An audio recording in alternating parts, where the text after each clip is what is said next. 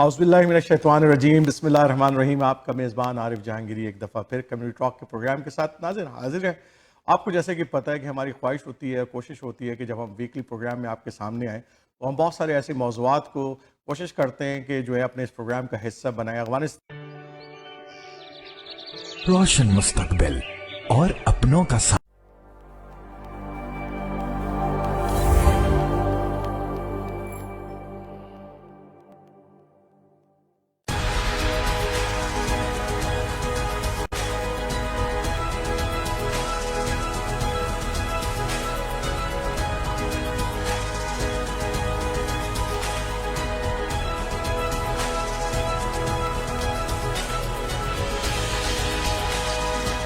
औज़ुबिल्लाहिमिनश्शैतानिर्रजीम बिस्मिल्लाहिर्रहमानिर्रहीम। आपका मेज़बान आरिफ जहांगीरी एक दफ़ा फिर कम्युनिटी टॉक के प्रोग्राम के साथ नाज़िर हाजिर है। आपको जैसे कि पता है कि हमारी ख्वाहिश होती है, कोशिश होती है कि जब हम वीकली प्रोग्राम में आपके सामने आएँ तो हम बहुत सारे ऐसे मौज़ूआत को कोशिश करते हैं कि जो है अपने इस प्रोग्राम का हिस्सा बनाएं। अफ़गानिस्तान आपको पता है दुनिया के अंदर इस वक्त इंटरनेशनल अफेयर्स के हवाले से बहुत हॉट मौजू है, चाहे आप अल जज़ीरा पे चले जाएँ, CNN पे चले जाएँ, किसी भी न्यूज़ चैनल के ऊपर, पाकिस्तान के सारे न्यूज़ चैनल्स के ऊपर हर वक्त जो है इसी हवाले से गुफ्तगू होती रहती है कि अफ़गानिस्तान के अंदर अभी क्या हो रहा है, तालिबान कौन सी गवर्नमेंट बनाने जा रहे हैं, क्या हो रहा है। वहाँ पर मुख्तलिफ उमूर के ऊपर जो है ना मुख्तलिफ बातें और छेमा गोइयाँ चलती रहती हैं। हमारी ख्वाहिश ये होती है कि हम बहुत जो है वो जो ऐसे नुमाइंदे और ऐसे लोगों के साथ जो है वो गुफ्तगू कर रहे हैं। हमने अपने प्रोग्राम के अंदर डॉक्टर फ़खरुल इस्लाम साहब को, जो कि पाकिस्तान स्टडीज़ के चेयरमैन हैं, उनको भी अपने प्रोग्राम, उन्होंने काफ़ी सारी किताबें लिखी, अफ़गान उमूर के ऊपर भी उनका बड़ा दस्तरस हासिल है। आज हमने अपने प्रोग्राम के अंदर एक बड़ी ख़ास और अहम शख्सियत को जो है ना वो दावत दी है। उनकी एक बड़ी मशहूर ज़माना किताब जो है वो काफ़ी मशहूर हुई है पाकिस्तान के अंदर, उसको काफ़ी अवार्ड्स वगैरह भी मिले मुख्तलिफ सतह के ऊपर। और जनाब वो किताब थी डिविडेंड लाइन का कैदी, जिसको बाद में इंग्लिश में ट्रांसलेट किया गया, the prisoner of dividend line. और उसके खालिक हैं जनाब फैज़ुल्लाह खान साहब। फैज़ुल्लाह खान साहब का ताल्लुक़ जो है वो ARY न्यूज़ से है, ARY न्यूज़ के नुमाइंदे हैं।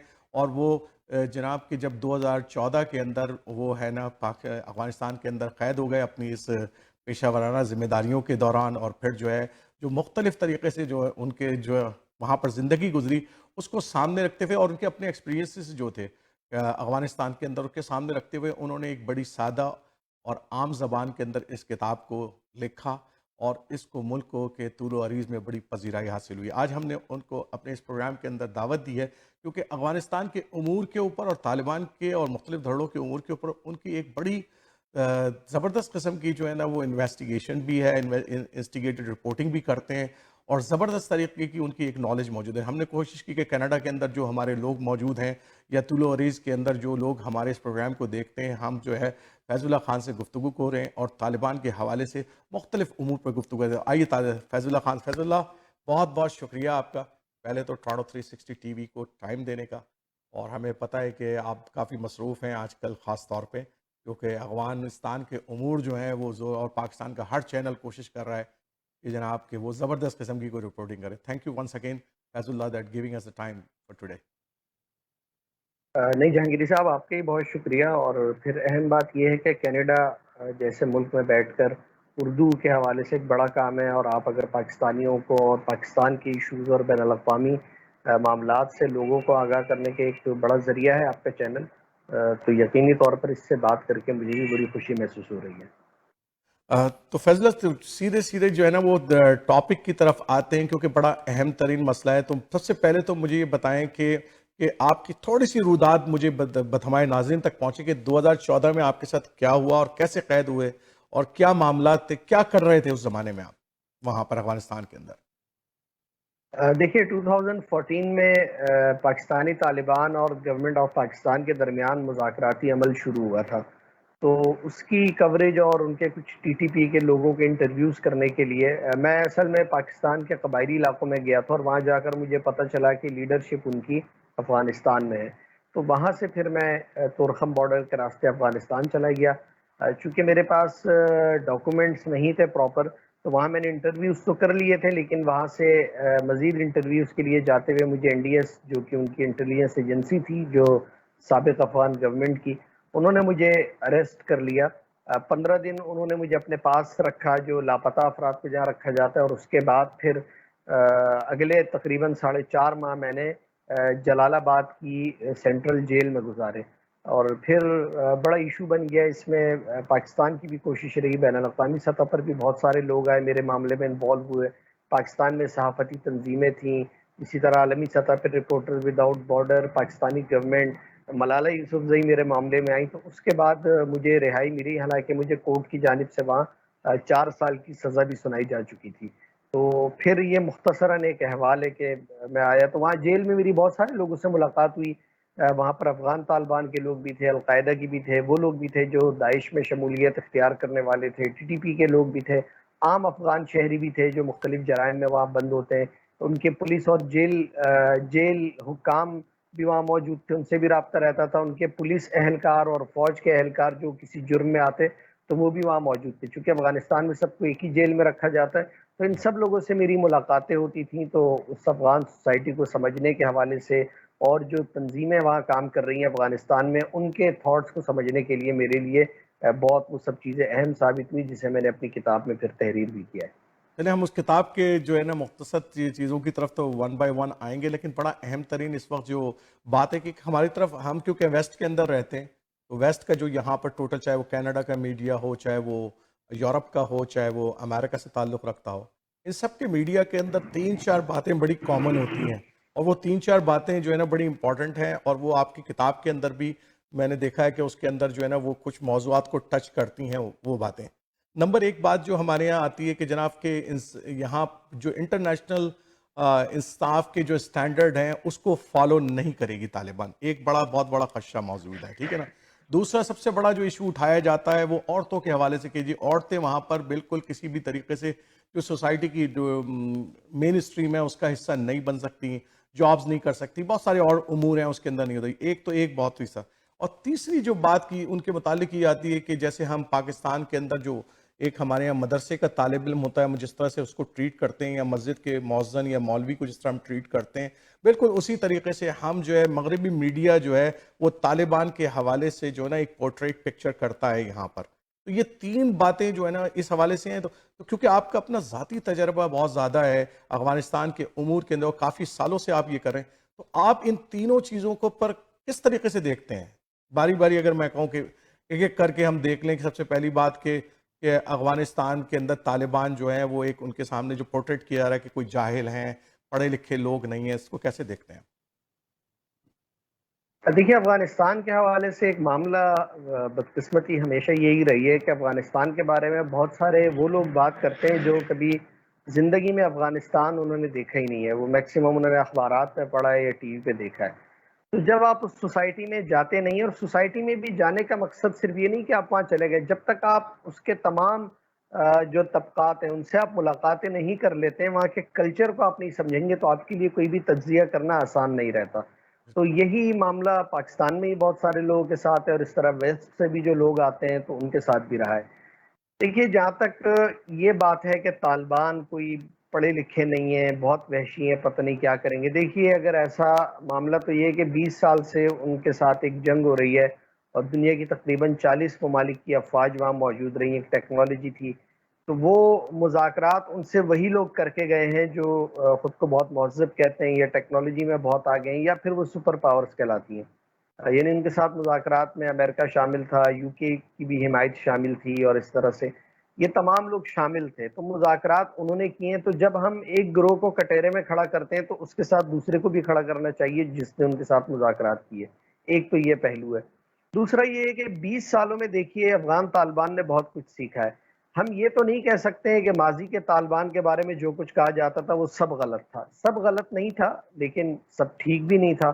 ہم اصل میں ایشو یہ ہے کہ میڈیا جہاں کا بھی ہوتا ہے وہ ایک ایکسٹریم پر جا کر کھڑے ہو کر کسی کے بارے میں بھی تجزیہ کرتا ہے, پھر وہ اپنا ایک تھاٹس اس میں شامل کرتے ہیں, تو اس کے نتیجے میں جو چیز عام لوگوں کے سامنے آتی ہے وہ بہت خوفزدہ کر دینے والی ہوتی ہے. ایک چھوٹی سی مثال آپ کو میں یہ دوں کہ ایک زمانے میں کراچی کے حالات بہت زیادہ خراب تھے, تقریباً آج سے 5-7 سال پہلے تک. تو ہوتا یہ تھا کہ ہم سے کراچی سے باہر رہنے والے, نہیں کوئی لاہور پشاور کے دوست آتے تھے, تو یہ کہتے تھے یار آپ کیسے کراچی میں رہ رہے ہیں, یہاں تو مطلب ہر وقت کوئی اتنی فائرنگ ہوتی ہے, چیزیں ہوتی ہیں. اب وہ واقعات تو ہوتے تھے, لیکن وہ میڈیا کے ذریعے اتنے خوفناک انداز میں آتے تھے کہ اس کے نتیجے میں یہ لگتا تھا کہ کراچی میں شاید یہی کچھ ہوتا رہا ہے. تو یہی معاملہ افغانستان کا بھی ہے. طالبان نے جو 20 سال میں اپنی غلطیاں تھی، جو ان کی پہلی گورنمنٹ تھی 96 سے لے کے 2001 تک، اس میں جو خامیاں تھیں انہوں نے اس پہ قابو پایا ہے. جو ان پہ الزام تھا خواتین کا تعلیمی ادارے بند کرنے کا، تو دیکھیے یہ بات ایک لاجیکل بھی ہے اور سمجھنے کی ضرورت ہے. جس افغانستان میں وہ آئے تھے وہ ان کے آخر وقت تک خانہ جنگی کا شکار تھا.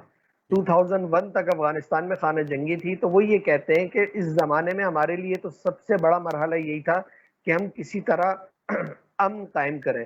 تو جب ہم وہ قائم کرتے تو اس کے بعد پھر تعلیمی اداروں یا دیگر چیزوں کی بات آتی. ہم نے تو دو کام کیے تھے، ایک تو ہم نے امن قائم کیا تھا، دوسرا آخر وقت تک ہماری پنشیر وغیرہ میں اس وقت لڑائی ہوتی رہی، اور ہم نے پوسٹ کی کاشت، منشیات کی کاشت کو ہم لوگ بالکل 0% پہ لے گئے تھے. جی تو جی. وہ یہ کہتے ہیں کہ دنیا ہماری ان باتوں کو تو اچھا نہیں کہتی، لیکن وہ جو ہماری کچھ خامیاں تھیں یا ہم جنگ کی وجہ سے چیزیں نہیں کر پائے، ان کے حوالے سے بہت پروپیگنڈا کیا جاتا ہے. تو ان چیزوں کو انہوں نے اس بار قابو پانے کی یوں کوشش کی کہ خواتین کو ٹی وی اینکرز کو آنے کی اجازت دی، انہوں نے کام بھی کیا، بہت سارے لوگ چلے بھی گئے. اسی طرح سے تعلیمی اداروں کی بھی اب یونیورسٹیز وہاں پر کھل گئی ہیں. اب وہاں لڑکے لڑکیاں تعلیم حاصل کر رہے ہیں، بس درمیان میں انہوں نے پردہ رکھا ہے جو ان کا وہ طریقہ کار ہے اس کے مطابق. سوشل جو تو ایشوز ہیں، جی اس, بالکل. اس جی تو اس طرح یہ چیزوں کو لے کر چلے ہیں، اور وہ یہ کہتے ہیں کہ ماضی میں ہم سے غلطیاں ہوئی، ہم ان غلطیوں کو سدھارنا چاہتے ہیں. افغان معاشرے کے تمام لوگوں کو، تمام اکائیوں کو، چاہے وہ ازبک ہوں، تاجک ہوں، ہزارہ ہوں، ہم ان کو نہ صرف لے کر چلنا چاہتے ہیں بلکہ گورنمنٹ میں بھی ان کو شیئر دیں گے. تو اچھا یہ فیض اللہ. ایک چیزیں جو ہیں ہمیں اس کو دیکھنا چاہیے کہ ماضی کی نسبت انہوں نے ان چیزوں کو جو وہ آئے ہیں، اب دیکھنا یہ کہ جو باتیں انہوں نے کی وہ اس پر کتنا عمل کرتے ہیں. دنیا بھی اسی کی منتظر ہے. اب تک کے جو ان کے اقدامات ہیں وہ کچھ چیزوں میں بہتر ہے، جیسا کہ انہوں نے وہاں پر کابل پر جب کابل ان کے ہاتھ آیا تو اس کے بعد انہوں نے مخالفین کے لیے معافی کا اعلان کیا. یہی کچھ پنشیر میں بھی وہ کرنے جا رہے ہیں. تو یہ تو بڑی اہم پیش رفت ہے. جہانگیری صاحب، کابل کی تاریخ میں کوئی پہلی بار ایسا ہوا ہے کہ وہاں کوئی فاتح آیا ہے اور اس نے مخالفین کے ساتھ برا سلوک نہیں کیا. یعنی ماضی میں جب طالبان بھی آئے تھے تو انہوں نے بھی آتے ہی نجیب اللہ جو اس وقت افغانستان کے پریزیڈنٹ تھے ان کو پھانسی پہ لٹکا دیا تھا. جی جی. جب شمالی اتحاد نے 2001 میں کابل ان سے لیا تو پھر انہوں نے جو کچھ کیا شبرغان میں اور دیگر علاقوں میں وہ بھی سامنے کی چیز ہے. تو یہ کابل کی، یعنی جو ہم جدید تاریخ دیکھتے ہیں، پہلی بار ایسا ہو رہا ہے کہ انتقال اقتدار کوئی اس طرح سے خونی نہیں ہوا جو توقع کی جا رہی تھی. تو یہ تو بہت اچھی بات ہے، ہمیں اس پہ اپریشیٹ کرنا چاہیے کہ انسانی خون وہاں بہت کم بہا ہے. ورنہ جو افغانستان کی تاریخ رہی ہے خانہ جنگی کی، وہ ہم سب کے سامنے ہے کہ کس طرح سے وہاں پر قتل و غارت گری ہوتی آئی ہے. تو یہ تو ایک پازیٹیو سائن ہے. باقی جو انہوں نے باتیں کی ہیں وہ آئندہ آنے والے عرصے میں اس کے بارے میں بھی پتہ چلے گا کہ وہ اپنی باتوں میں کتنے ٹھیک ثابت ہوتے ہیں. تو ایک چیز آپ نے جو اپنی کتاب کے اندر لکھی ہے، اور ظاہر بات ہے جو انٹرنیشنل میڈیا ہے یا جو لوگ ویسٹ کے اندر بیٹھے ہیں ان کو بھی اس بات سے آگاہی چاہیے کہ آپ نے کہا کہ جب آپ قید کے دوران تھے تو وہاں پر مختلف دھڑے جو طالبان کے ہوا کرتے تھے وہ جو ہے وہ اپنے اپنے دھڑوں کے اندر رہتے تھے، اور وہاں پر اندر جو ہے وہ ایک انصاف کا نظام قائم تھا. تو وہ کیا انصاف کا نظام تھا کہ ان کے اندرونی مسائل کو کیسے حل کرتے تھے وہاں پر ان سائٹ؟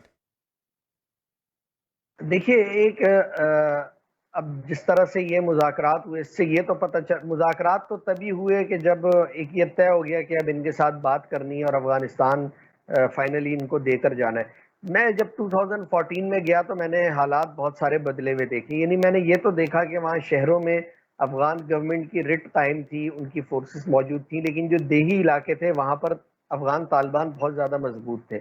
اچھا، اس کی ایک جو بڑی شکل تھی وہ مجھے جیل میں نظر آیا، ننگرہار صوبہ جس کے شہر جلال آباد کی جیل میں میں قید تھا.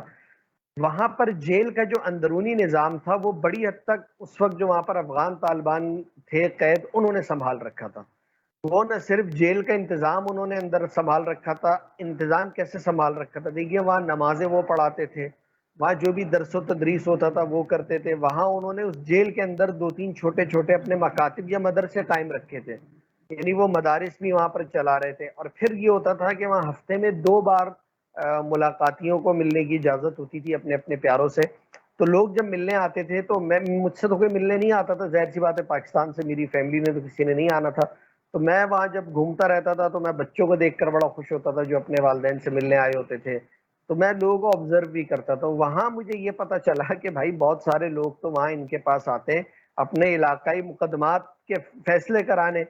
تو وہ وہاں جیل میں بیٹھ کر وہ ملاقات بھی ہوتی تھی, اور وہ جو لوگ اپنے کوئی بھی تنازع لے کر آتے تھے تو وہ افغان طالبان کی جو لیڈرشپ اس جیل میں موجود تھی وہ نہ صرف ان کے فیصلے کراتے تھے بلکہ اس فیصلے کو پھر باہر تسلیم بھی کیا جاتا تھا, یعنی ہر فریق اس کا پابند ہوتا تھا. تو وہ مجھے دیکھ کر بڑی حیرت ہوئی کہ بھائی ایک گورنمنٹ موجود ہے, جیل کا انتظام ان کے پاس ہے, اور ایک پورا سسٹم ہے, عدالتی نظام بھی وہاں موجود ہے, لیکن اس کے باوجود لوگوں کی ایک بڑی تعداد ایسی تھی کہ جو ان سے فیصلے کرانے آتے تھے.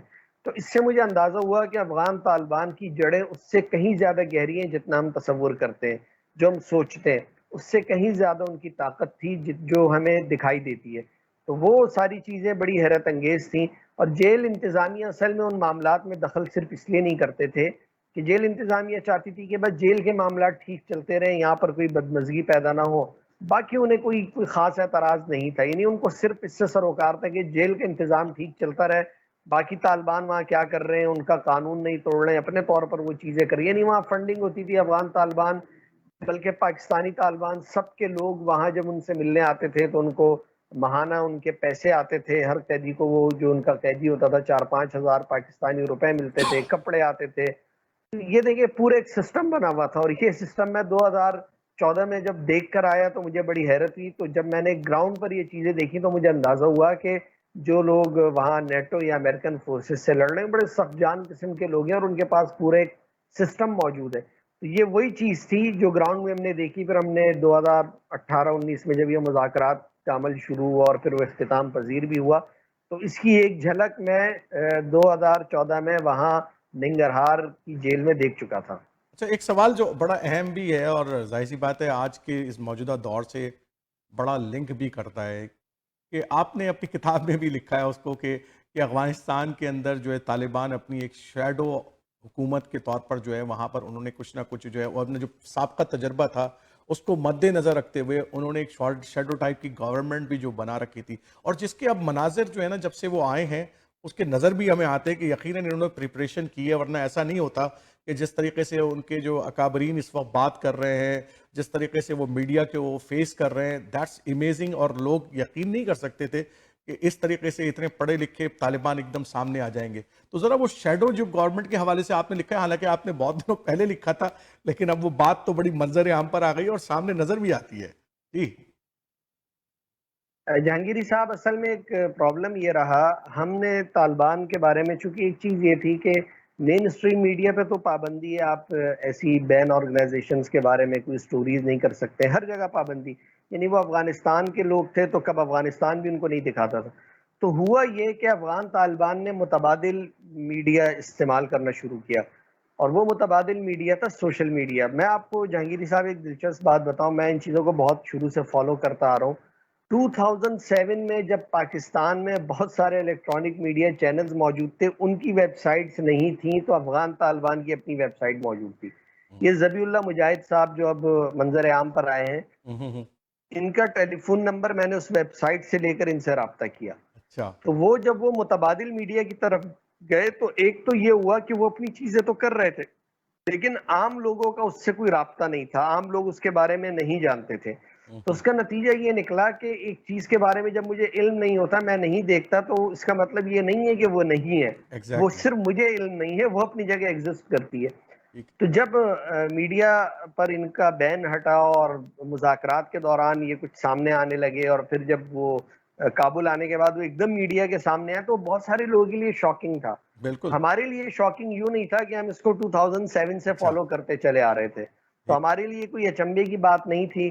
ہاں, وہ عبد القہار بلخی صاحب, ان کے جو بڑی وہ زبردست آپ کے برٹش یا امریکن ایکسنٹ میں بات کر رہے تھے, وہ اس طرح کے کچھ انہوں نے سرپرائز ضرور دیے, لیکن بیسیکلی یہ سب چیزیں بہت پہلے منظم ہو چکی تھیں. اور میں آپ کو یہ بات بتاؤں کہ یہ سب ری آرگنائز ہونا شروع ہوا تھا 2004-5 میں, اچھا, جب ملا عمر کی گورنمنٹ ختم کی گئی اور پھر وہ قندھار چلے گئے. تو 2003-4 یہ وہ مرحلہ تھا جب انہوں نے اپنی امارت اسلامیہ کی ری آرگنائزیشن کی, اور اس وقت پھر یہ افغان طالبان اس کو کمیشن کہتے ہیں, کمیسون کہتے ہیں, جو کہ اس وقت موجود ہے. تقریباً 12-13 کمیشنز بنائے گئے مختلف. آپ اس کو وزارتیں بھی کہہ سکتے ہیں, کمیٹی بھی کہہ سکتے ہیں, یا کچھ بھی کہہ سکتے ہیں. اس کمیشن وہ پہلے اتنے منظم نہیں تھے. وہ بنیادی طور پہ کمیشن جو تھے وہ جنگی کمیشن تھے, جو صرف جنگ کے معاملات دیکھتا تھا, خودکش حملے کس نے کرنے, کہاں پہ کرنے, جنگی حکمت عملی کیا ہوگی. سیاسی کمیشن تھا, اسی طرح سے ثقافتی کمیشن تھا, پھر قیدیوں کا کمیشن تھا. اور میں آپ کو ایک دلچسپ بات بتاؤں کہ اس میں ایک کمیشن جو مذاکرات کے حوالے سے قائم کیا گیا تھا, اس کمیشن کے بارے میں سخت ہدایات تھی کہ یہ ملا عمر کو ہی جواب دے. یعنی باقی سارے کمیشنز کو انہوں نے اپنے نائبین کے سپرد کر دیا تھا کہ وہ بھی اس کا فیصلہ کر سکتے ہیں. ٹھیک ہے. لیکن یہ ایک واحد کمیشن تھا جس کے بارے میں ملا عمر کی ہدایت تھی کہ یہ صرف اس کو رپورٹ کرے گا. اور پہلی بار 2009 یا 10 میں جرمنی میں ان مذاکرات کا آغاز ہوا, جو بعد میں قطر دفتر کی صورت میں گئے. تو ملا عمر کی باقاعدہ ہدایت پر یعنی وہ ان کے ساتھ, تو یعنی یہ کمیشن, یہ سب چیزیں اس وقت بن چکی تھی اور آہستہ آہستہ ان پہ کام تھا. تو یہی شیڈو گورنمنٹ تھی ایک طرح سے. یعنی وہ کمیشن کام کرتے تھے, اور اسی طرح افغانستان کے جو ہے 34 پروونسز ہیں, اور تمام ہر صوبے کا انہوں نے ایک شیڈو گورنر قائم کیا ہوا تھا جس کو والی کہتے تھے وہ. اور اسی طرح سے وہاں کے ایک نظام موجود تھے, یعنی جس جگہ یہ موجود ہوتے تھے وہاں ان کے لوگ کام کرتے تھے, ان کا والی ہوتا تھا, بہت سارے فیصلے وہ لوگ بھی کرتے تھے. اور پھر وہاں پر انہوں نے جو وہاں پر حکومتی ترقیاتی کام ہوتے تھے, جو بھی چیزیں ہوتی تھیں, تو اس میں وہاں طالبان جن جن صوبوں میں طاقتور تھے اس سے باقاعدہ اپنا حصہ لیتے تھے. اچھا. تو اس کے بعد پھر وہ کام کرنے کی اجازت ہوتی تھی, چاہے وہ سڑک بننا ہے یا موبائل ٹاورز لگنے, کمپنیز سے بھی چیز لیتے تھے. تو یہ پورا ایک سسٹم موجود تھا. لیکن وہ یہ تھا کہ چونکہ لوگوں کے سامنے نہیں ہوتا ہے, اور لوگوں کا قصور بھی نہیں ہے, میڈیا ان کو جو دکھاتا ہے ان کو وہی پتہ چلتا ہے. لوگوں کے پاس اتنی فرصت نہیں ہوتی کہ ہر کوئی اپنے طور پر تحقیقات کرتا پھرے گا. یہ کام تو بنیادی طور پر صحافیوں کا ہے, جو اس کام سے جڑے ہوتے ہیں کہ وہ اس کی چیزیں سامنے لائیں. تو یہ ایک معاملہ تھا. تو اس کی وجہ سے جب وہ سامنے آئے تو لوگوں کو حیرت ہوئی, ورنہ اس کے پیچھے ایک پوری تیاری موجود تھی. جو میں نے کہا نا 20 سال میں انہوں نے اپنی غلطیوں سے بہت کچھ سیکھا ہے, تو یہ بھی اسی کے ایک تسلسل تھا کہ انہوں نے اپنی چیزیں ٹھیک کی. تو ایک چیز اور جو فیض اللہ, جو مجھے لگتا ہے کہ وہ بعض دفعہ ہم خاص طور پہ میڈیا, جو خاص طور پہ جو اگر پرو یا اگینسٹ جو بھی میڈیا ہوتا ہے, دونوں ایگزیجریشن کر رہے ہوتے ہیں. ایک یہ پرابلمس ہمارا ہے. تو ہمارے یہاں ایک پرابلم یہ کہ ہم اب طالبان کو ایک طرف ہم دکھا رہے تھے ماضی کے اندر کہ بہت ہی جناب کوئی اس جنگجو قسم کے اور وحشی قسم کے کچھ لوگ ہیں جو کہ ان کے اوپر اسی لیے وہ ٹیررسٹ ہیں, اور ان کے اوپر مختلف لیبلز لگے ہوئے تھے. ایک طرف اب جو ہے وہ میڈیا نے جو ہے ان کا ایک سافٹ امیج دکھانا شروع کیا, اور اس کے اندر بھی ایگزیجریشن مجھے نظر آتی ہے کہ جناب کہ بالکل سب ٹھیک کر دیں گے, ایسا زبردست نظام لے کے آئیں گے کہ دنیا دیکھتی رہ جائے گی. مجھے لگتا ہے کہ اس حوالے سے بھی کافی ایگزیجریشن نظر آتی ہے ہمارے میڈیا کے اندر بھی, اور جو لوگ بھی اس کے اوپر لکھ رہے ہیں, یہ بات کر رہے ہیں. آپ کیسے دیکھتے ہیں اس کو؟ جہانگیری صاحب, آپ نے بالکل ٹھیک توجہ دلائی ہے, اور آپ کی نشاندہی بالکل درست ہے. ہمارا معاملہ ہی افراط و تفریط کا ہے. ہم ہمیشہ ایک انتہا پہ کھڑے ہو کے کوئی بھی بات کرتے ہیں. یعنی 2 سال پہلے تک ہم, یا سال بھر پہلے تک افغان طالبان کی کوئی خبر چینلز پہ نہیں دیکھتے تھے, اور اب ایک دم سے ان کو مسیح اور فرشتہ بنا کر پیش کیا جا رہا ہے. لیکن بطور انسانوں کی تحریک یا جماعت کے ان سے بھی غلطیاں ہوئی ہیں. یعنی ایسا تو نہیں ہے کہ انہوں نے کچھ نہیں کیا, لیکن وہ پھر جب ہم ان چیزوں پر جاتے ہیں تو ہم وحشی بنا دیتے ہیں, اور جب ہم دوسری طرف آتے ہیں تو فرشتہ بنا دیتے ہیں. اب مسئلہ یہ ہے کہ انسان تو ان دونوں کی بیچ کی ایک چیز ہے, اس میں اچھائیاں بھی ہیں, اس میں برائیاں بھی ہیں. وہ ٹھیک بھی کرے گا, وہ غلط بھی کرے گا. تو یہی معاملہ ہمارے ساتھ بھی رہا ہے. تو ان میں خامیاں بھی موجود ہیں. ان کے فہم دین سے بہت سارے لوگوں کو اختلاف ہے, اور اسی طرح سے وہ ان کا وہ روپ بھی نہیں ہے جو کہ وہ پیش کیا جاتا ہے کہ بہت, یعنی غلطیاں تو ہوئی ہیں, ظاہر سی بات ہے, ایک بطور انسانی گروہ, اور جن حالات میں وہ تھے ان سے ہونا ممکن بھی تھا. ایسا نہیں کہ وہ کوئی انہوں نے ساری چیزیں اچھی کی ہیں, لیکن یہ غلطیاں بھی ہوتی ہیں اور اچھائیاں بھی ہوتی ہیں. تو ہمیں ان دونوں کے درمیان ایک توازن کے ساتھ تجزیہ پیش کرنا چاہیے کسی بھی فرد یا گروہ کے بارے میں, کیونکہ یہی دیانت کا تقاضا ہے, اور یہ آپ کی پیشہ ورانہ جو ذمہ داری ہے بالکل. اس کا بھی یہ تقاضا ہے کہ آپ ٹھیک بات کریں, اور اسی کی کوشش کرنی چاہیے. تو ہمارا ایک معاملہ یہ ہے, اگر میں پاکستانی میڈیا کی بات کروں, ہمارا ایک ایشو یہ رہا ہے کہ ہم افغانستان کے سارے معاملات ہندوستان کے تناظر میں دیکھتے ہیں. یہ میرا خیال ہے ٹھیک اپروچ نہیں ہے, ہمیں اس سے نکلنا چاہیے.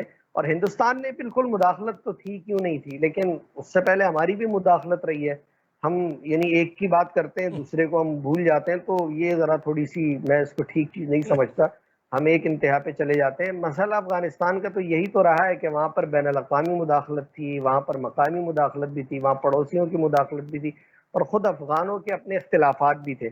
تو جب ہم ان ساری چیزوں کو ایک ساتھ نہیں دیکھیں گے اور تصویر کا صرف ایک رخ دکھائیں گے تو یہ پھر ہم دیانتداری نہیں ہے. ہمیں تمام پہلوؤں کو سامنے رکھیں گے تو پھر ہمیں وہ پوری تصویر سمجھ میں آنا شروع ہو جائے گی، اور پھر ہم سمجھ سکیں گے کہ اصل میں یہ مسئلہ کیا ہے، کہاں سے یہ مسئلہ، اس کی جڑیں کہاں پر ہیں، اس کو کیسے سارٹ آؤٹ کیا جا سکتا ہے، کیسے ختم کیا جا سکتا ہے.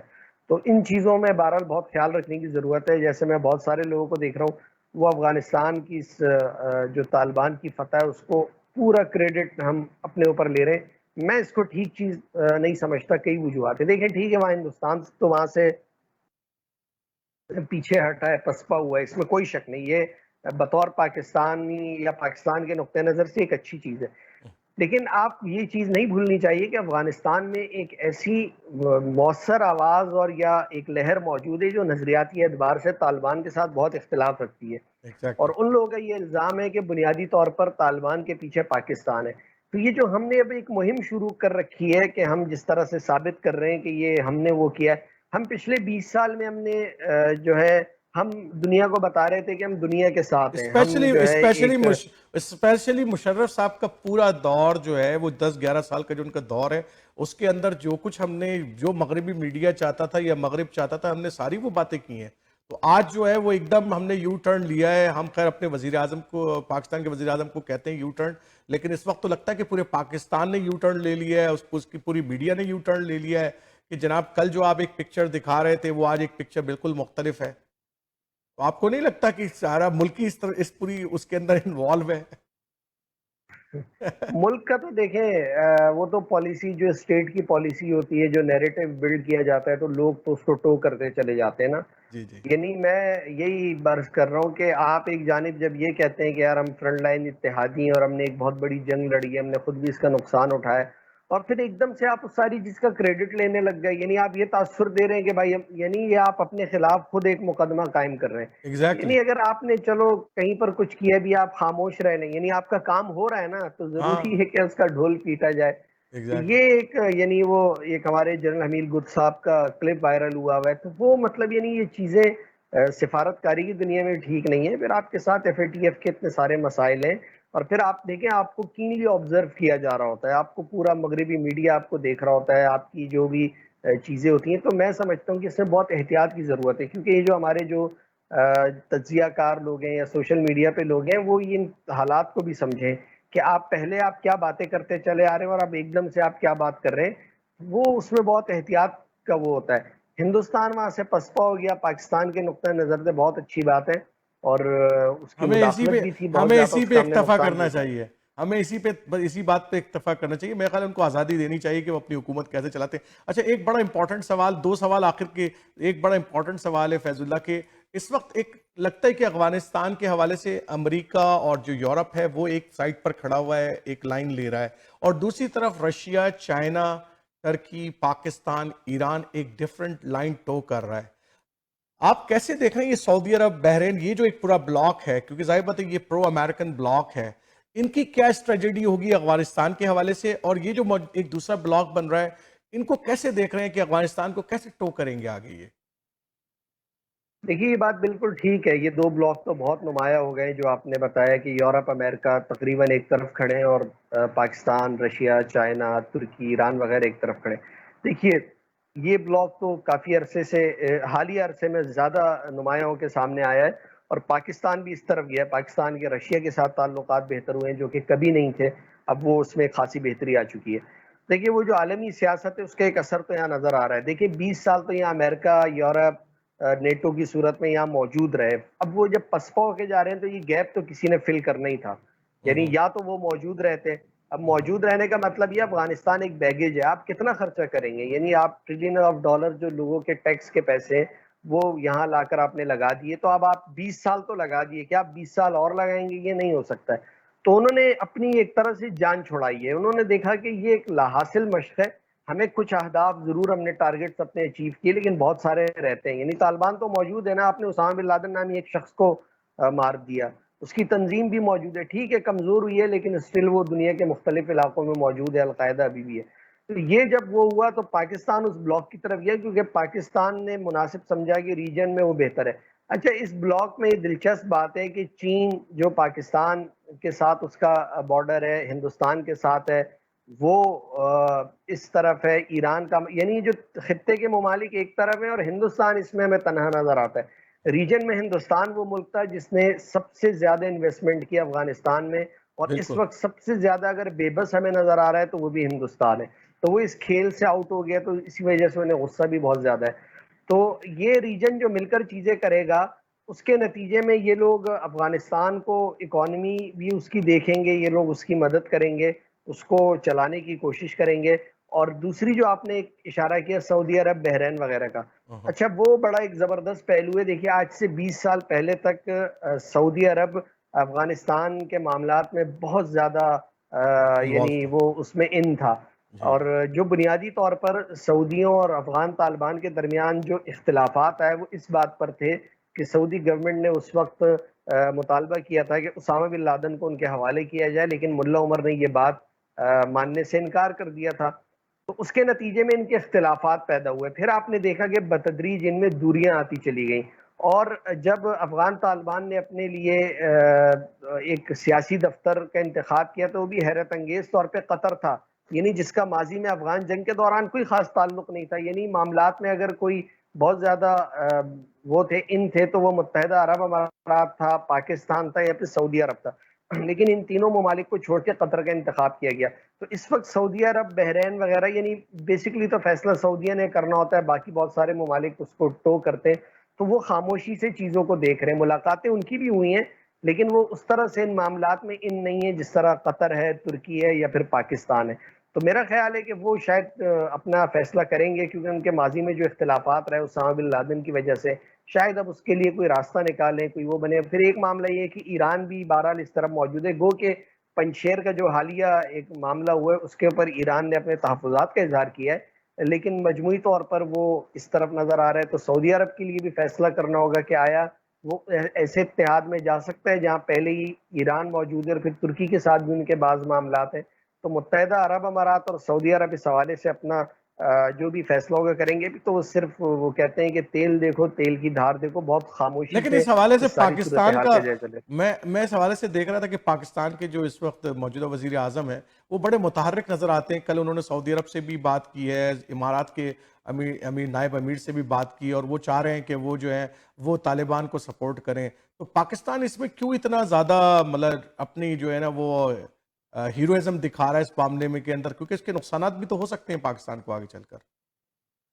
اب بنیادی طور پر پاکستان اصل میں انہی نقصانات سے بچنے کے لیے یہ سب کچھ کر رہا ہے. دیکھیے کوشش پاکستان کی یہ ہے کہ افغانستان کی گورنمنٹ کو اگر سعودی عرب یا متحدہ عرب امارات ان خلیجی ممالک کی بھی حمایت ملتی ہے تو وہ سفارتی سطح پر ایک تو بڑی کامیابی ہوگی. پھر وہ اس کی اکانومی اور دیگر چیزوں کو سنبھالنے بھی وہ اہم کردار ادا کر سکتے ہیں. پاکستان کی تو اپنی اکانومی کوئی اچھی نہیں ہے کہ ہم ٹھیک ان ہے. کو کوئی وہ کر سکیں، ہم تو فیسیلیٹیٹ کر رہے ہیں.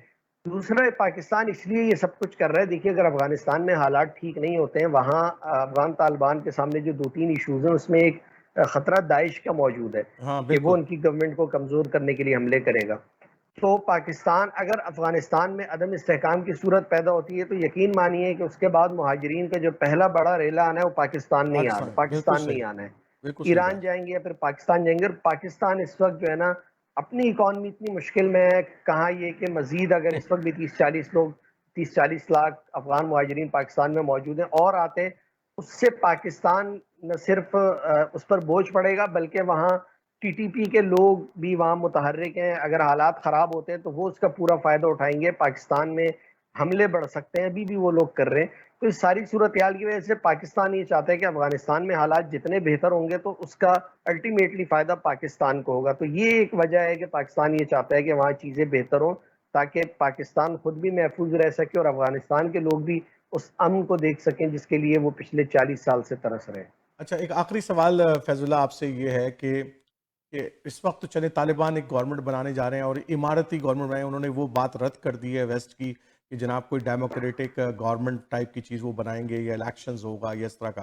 انہوں نے ایک جو ہے وہ اب مختلف دھڑے ہیں افغانستان کے اندر، کوئی آج سے نہیں ہے، بہت پرانے ہیں، جس میں حکمت میار صاحب کا اپنا ایک بڑا مضبوط دھڑا بھی موجود ہے، پھر جو کرزئی صاحب ہیں وہ بھی وہاں پر گورنمنٹ لے گئے ہیں، اور اس وقت پاکستان اور رشید دوستم صاحب وہاں پر ہوا کرتے تھے، رائٹ. اس کی طرف پنجشیر کا جو ہے چلیں وہ اگر قبضہ کر بھی لیا لیکن بہرحال ان کے نمائندے اور لوگ وہاں پر موجود ہیں. ایک بہت ساری کثیر الجہتی قسم کی جو ہے نا ایک حکومت کیا طالبان بنانے کے لیے تیار ہیں اور ان سب کو شیئر دینے کے لیے تیار ہیں، لیکن اس کے نتیجے میں جو وہ کرنا چاہتے ہیں، جو ان کا ویژن ہے، جو اسلام کے حوالے سے یا جو جس قسم کی وہ گورنمنٹ فائم کرنا چاہتے ہیں، تو پھر تو وہ مشکل ہو جاتا ہے. ہم پاکستان کے اندر یہ دیکھ چکے ہیں کہ ایسا ممکن نہیں ہوتا کہ اگر آپ مختلف دھڑوں کو ملا کے چلتے ہیں تو پھر آپ کا ویژن فیل ہو جاتا ہے. عمران خان صاحب کی بڑی زبردست مثال اس کے سامنے موجود ہے اور بہت ساری چیزیں موجود ہیں. تو ویژن تو کریٹ جب ہی مکمل ہوتا ہے جب آپ مکمل طور پر اس کو دسترس لے کے آپ خود آگے بڑھتے ہیں اس کو. اچھا، افغانستان کے حوالے سے چونکہ اس کے پاکستان یا دیگر دنیا سے معاملات کچھ یوں مختلف ہیں کہ وہ ایک ٹرائبل سوسائٹی ہے، ایک قبائلی معاشرہ ہونے کی وجہ سے پچھلے 20 سال میں بھی یہی ہوا ہے کہ وہاں حکومتوں میں وہ لوگ رہے ہیں کہ جو قبائلی طور پہ طاقتور تھے یا ان کو ان کے دھڑوں کی حمایت حاصل تھی. جہاں تک افغانستان میں گلبدین حکمت یار کی بات کی آپ نے، حزب اسلامی، ایک دلچسپ بات دیکھیے، یاد رکھیے، افغان طالبان نے تو آ کر کہا تھا ہم سب کو معافی دے کر حکومت میں شامل کریں گے، لیکن ہوا یہ کہ جب افغان طالبان آئے تو اسماعیل خان ہو یا رشید دوستم ہو یا اشرف غنی ہو یا اس کے علاوہ بہت سارے لوگوں، کوئی اسلام آباد آ گیا، کوئی دلی چلا گیا، کوئی تاجکستان چلا گیا، کوئی عرب امارات میں ہے، کوئی یورپ جانے کے چکروں میں.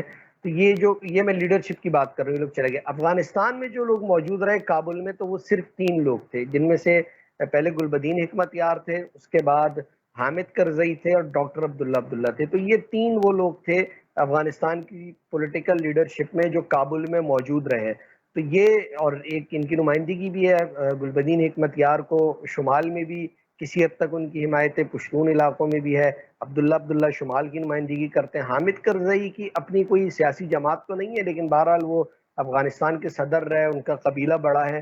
تو اگر ان 3 لوگوں کو بھی کسی نہ کسی صورت میں شامل کر لیا جاتا ہے تو وہ اس کا ازالہ ہو جاتا ہے. رشید دوستم کو تو گورنمنٹ میں نہیں وہ شامل کریں گے، لیکن جو ان کی طرف سے بات سامنے آئی ہے وہ یہ آئی ہے، ابھی میں پڑھ رہا تھا، انہوں نے کہا کہ پنجشیر میں وہی لوگ حکمرانی کریں گے جن کا تعلق پنجشیر سے. اس کا مطلب ہے وہ باہر سے یا پشتون علاقوں سے کسی کو وہاں پر گورنر یا اعلیٰ عہدوں پر نہیں تعینات کریں گے. تو اس بات سے پنجشیریوں کے لیے بھی کوئی یہ ایسی وہ بات نہیں ہے، اور اگر وہاں سے لوگوں کو اس میں رکھا جاتا ہے حکومت میں، اگر وہاں کوئی ایسے اہل لوگ ہیں تو یہ بات وہ پسند کریں گے. تو یہ جہاں کے جو لوگ ہوں گے ان کو شامل کریں گے تو اتنا مسئلہ نہیں رہے گا. اب رشید دوستم کو تو گورنمنٹ میں وہ شامل نہیں کر سکتے کیونکہ ان کے ساتھ بڑے اختلافات رہے. حکمت یار کو کیا جا سکتا ہے، عبداللہ کو اگر حکومت میں نہیں بھی ہو تو کوئی اس طرح کی کاؤنسل کوئی چیز، کیونکہ ان سب چیزوں پر غور ہو رہا ہے اور آئندہ آنے والے دنوں میں اس کی کوئی نہ کوئی شکل سامنے آ جائے گی. تو وہ ان تمام لوگوں کو جو اگر طالبان مخالف نہیں ہیں تو ان کو حکومت میں ٹھیک لے سکتے ہیں، ٹھیک یعنی وزارتیں تو کوئی بھی دی جا سکتی ہیں، ایک علامتی اگر حیثیت بھی ہے تو بھی کوئی کسی کو اتنا اعتراض نہیں ہوگا اس پہ. اچھا، پنجشیر کی موجودہ صورتحال کیا طالبان نے وہاں پر مکمل طور پر قبضہ کر لیا ہے یا جنگ اسٹل جاری ہے؟ دیکھیے، جو مختصراً بتا دیں. طالبان کے ذرائع اس کو کنفرم کر رہے ہیں، انہوں نے اعلان کیا ہے کہ ہم نے پنجشیر پہ مکمل طور پہ قبضہ کر لیا ہے. اور جو پنجشیر میں موجود احمد شاہ مسعود کے صاحبزادے احمد مسعود، ان کے بارے میں متضاد اطلاعات ہیں کہ تاجکستان چلے گئے یا وہاں پر ہیں. وہ یہ کہہ رہے ہیں کہ ایسا نہیں ہے، لیکن اس کو طالبان کے ترجمان نے چونکہ وہ کہا ہے تو میرا خیال ہے کہ یہ خبر ٹھیک ہے کہ پنجشیر اب طالبان کے پاس آ گیا ہے. اور اگر نہیں بھی آیا تو اس میں کوئی بہت زیادہ وقت نہیں ہے. ویسے بھی پنجشیر سسٹین نہیں کر سکتا تھا کیونکہ اس کو چاروں طرف سے گھیر لیا تھا، اور ماضی کا جو پنجشیر تھا اس جو وہ مزاحمت کرتا تھا طالبان کی، اس کی ایک وجہ یہ تھی کہ اس کو پڑوس کے ممالک سے ایک بڑی مدد ملتی تھی. تو اب وہ اس طرح کی مدد نہیں ہے تو وہ فرق ایک پڑا ہوا ہے، تو ان کے لیے سسٹین کرنا ویسے بھی مشکل ہے. لیکن بظاہر یہی ہے کہ پنجشیر اب افغان طالبان کے پاس آ چکا ہے، ان کے قبضے میں ہے، کیونکہ کئی ان کے جو احمد مسعود کے قریبی لوگ تھے وہ مارے گئے ہیں، ان کے کچھ کمانڈرز اور ترجمان وغیرہ. تو اب ان کے پاس آ گیا ہے، اور اچھی بات یہ ہے کہ وہاں پر بھی یہی اعلان کیا گیا ہے کہ کسی کو کچھ نہیں کہا جائے گا. تو یہ ایک اچھی چیز ہے، اسی طرح سلسلہ چلتا رہے، خون نہ بہے، باقی چیزیں تو ہوتی رہیں گی. بہت بہت شکریہ فیض اللہ، آپ کے ساتھ بہت اچھی اور سہل افزا گفتگو ہوئی اور افغانستان کے امور کو سمجھنے میں ہمیں بڑی مدد ملی. آپ کی کتاب بڑی زبردست کتاب آپ نے لکھی بھی ہے، اور یقیناً بعض دفعہ کیا ہوتا ہے کہ انسائٹ جو لکھا جاتا ہے اس کو سامنے رکھ کر جو چیزیں ڈیولپ ہوتی ہیں اور یقیناً میں خود جو ہے اس کو مکمل کتاب میں نے نہیں پڑھ سکا، لیکن میرا ارادہ ہے کہ انشاءاللہ اس کو جلد جو ہے اس کتاب کو پڑھوں گا۔ آپ سے مختلف امور کے اوپر بھی گفتگو ہوتی رہے گی۔ اب پہلی دفعہ آپ ہمارے ٹورانٹو 360 کے پروگرام میں آئے ہیں، ہماری کوشش ہوگی کہ مختلف امور جو پاکستان کے اندر یا افغانستان کے حوالے سے آئیں تو اس حوالے سے آپ سے ضرور تجزیہ لیں۔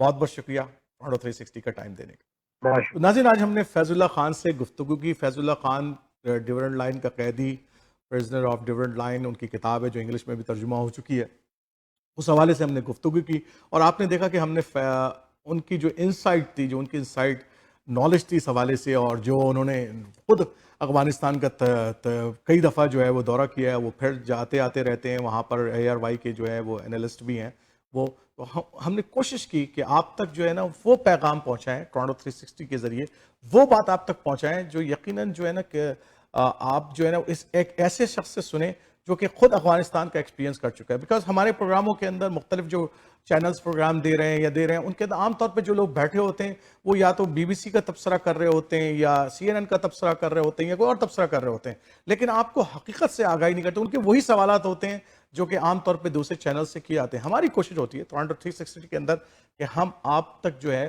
وہ بات پہنچائیں، وہ خبر پہنچائیں، وہ صحیح باتیں آپ تک پہنچائیں جو کہ اس علاقے کا، اس واقعے کا حصہ ہوتی ہیں۔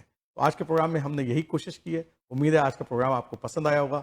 اگلے ہفتے پھر عارف جہانگیر کسی نئے پروگرام اور موضوع کے ساتھ پھر حاضر ہوگا۔ اس وقت تک کے لیے اجازت دیجیے۔ السلام علیکم ورحمۃ اللہ وبرکاتہ۔